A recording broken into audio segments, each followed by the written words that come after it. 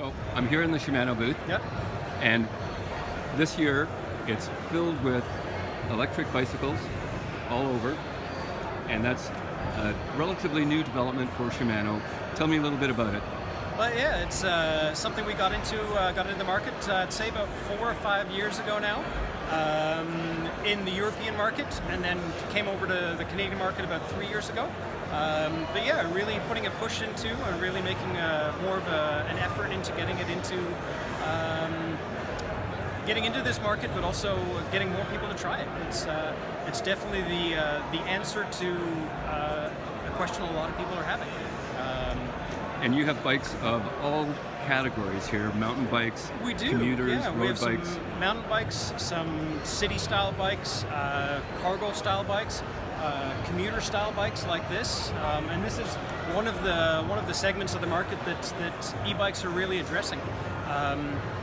Commuters are able to get back and forth to work or wherever they're going, either at a higher rate of speed or with greater ease. They don't have to work as hard. You can still ride to work, but you don't have to worry about being sweaty when you get there. You can get there at a good rate of speed. You can get there as fast as you normally would on a normal bike, but without having to work hard for it. And it would take the concern about a hill on a ride home pretty much out of the equation. Exactly, it does. It really smooths out the geography. It makes things much easier, much more tolerable.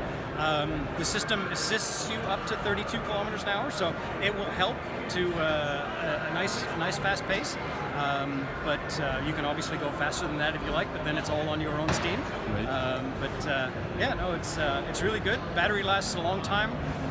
Average charge in eco mode will last about 125 kilometers. And then depending on the other assist modes you use, I think in high mode you're going to get about 65 or 70 kilometers of range. So good amount of usage between charges. For most people who are commuting, that's usually once a week that they would charge it.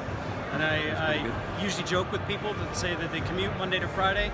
Friday you get home, you plug it in, and you get a gin and tonic. And then Monday morning you unplug it, and you start your commute week again. So tell me about the tech on this bike. This bike is Steps E6000 motor system.